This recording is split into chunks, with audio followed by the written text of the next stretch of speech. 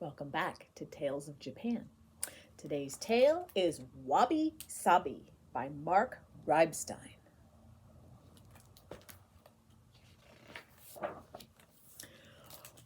Wabi Sabi was a cat who lived in Kyoto, Japan.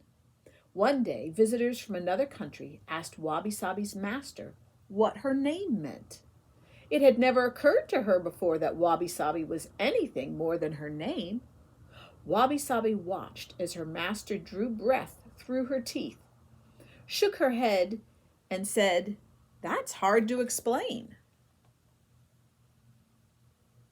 The cat's tail twitching, she watches her master, still waiting in silence.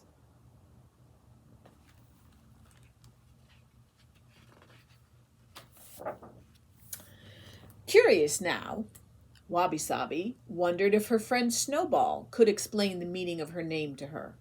Snowball, who had been napping, stretched, yawned, and sighed. "That's hard to explain," she blinked. "It's a kind of beauty," she added after a minute, her eyes closing again.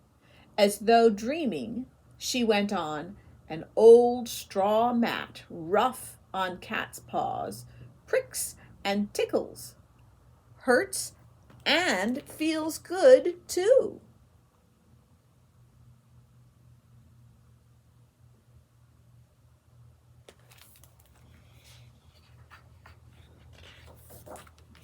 Then Snowball went back to sleep. Wabi Sabi wasn't sure she understood, but she didn't want to bother Snowball anymore, so she asked Rascal the dog if he knew about Wabi Sabi. Rascal was smart, but kind of mean. "That's too hard to explain to someone like you," he snapped. Then, almost to himself, he said, "Poor Wabi Sabi, as simple as a brown leaf, so ordinary."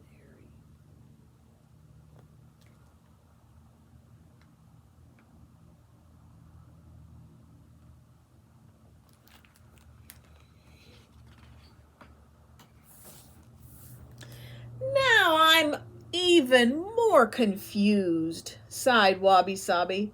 "Am I beautiful or ordinary? Can anyone explain Wabi Sabi to me?" she cried.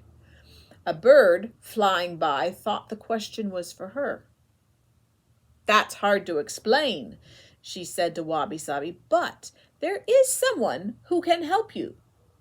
His name is Kosho, and he lives on Mount Hai to the east. A wise old monkey living among the pine trees knows Wabi Sabi."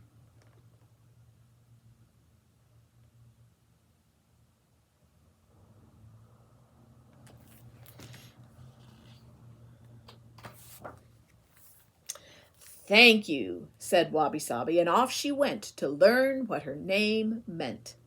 To get to Mount Hai, she had to cross through the city.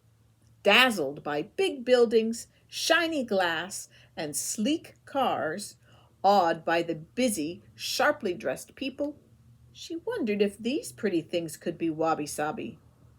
She decided that if her name was true to her, it must be softer, quieter, darker.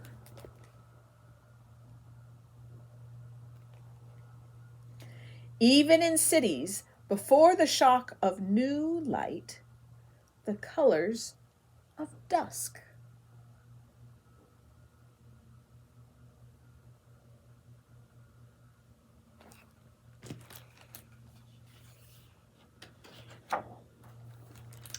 A short time after Wabi Sabi entered the woods, she arrived at the foot of Mount Hiei. The woods were dark now, so, hoping to find Kosho in the morning, she curled up beneath an old pine tree and went to sleep. She awoke to the sounds of a stick stirring and tapping. A warm bowl of tea offered by a monkey, please. Steam rising gently.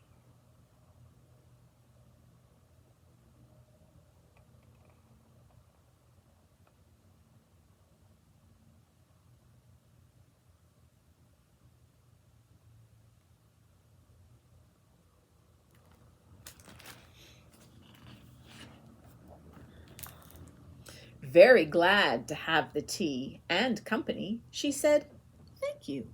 My name is Wabi Sabi." "Oh, that's wonderful," the monkey replied. Encouraged, she asked, "Do you know what that means?"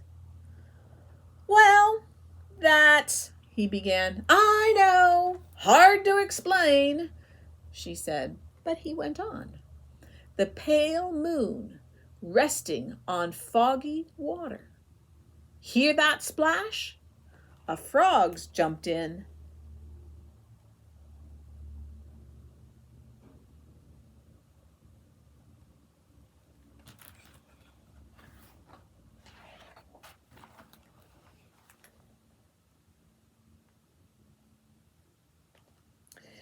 "That's Wabi Sabi?" she asked. "Is that all? I don't know if I can." "It's more," said the monkey. "Listen, watch, feel."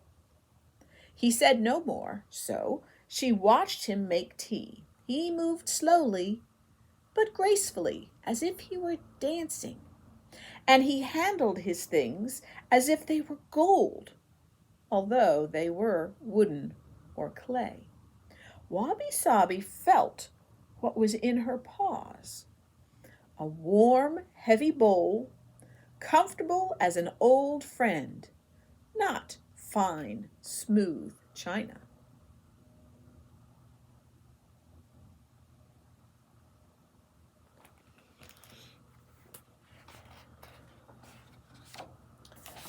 She looked carefully at the woods surrounding them. There was so much life, as in the city, but here things were not clean, neat, or sharp-edged.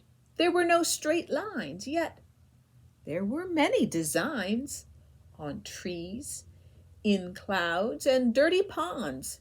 She saw that everything was alive and dying too, like the damp autumn leaves curled beneath their feet.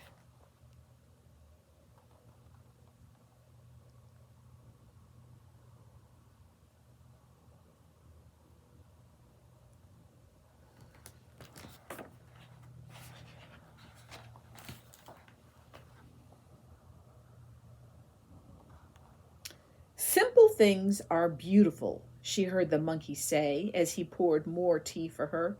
Looking down at the tea in her bowl, seeing herself plain and beautiful, she whispered, "Now I understand."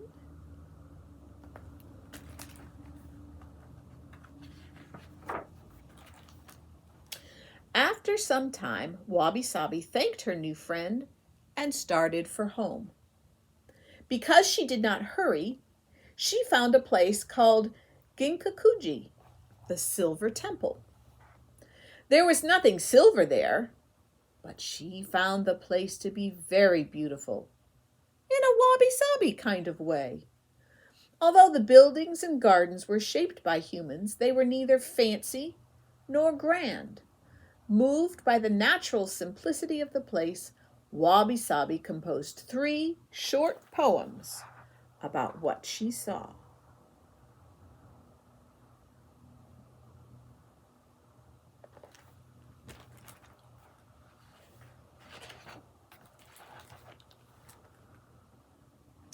Yellow bamboo stalks bow by tea house doors so low, emperors must kneel. Dark buildings, floating, sit on white sand seas. A stream sweeps small stones, chanting. The monk returns, leaves to just raked sand. This humble cat might understand.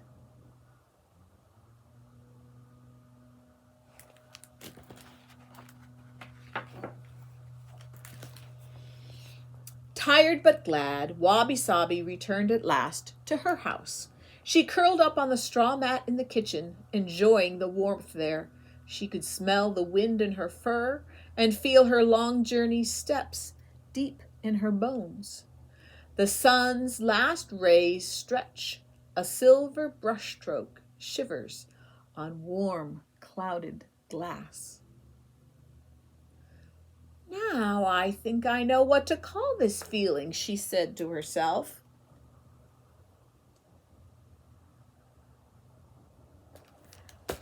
It's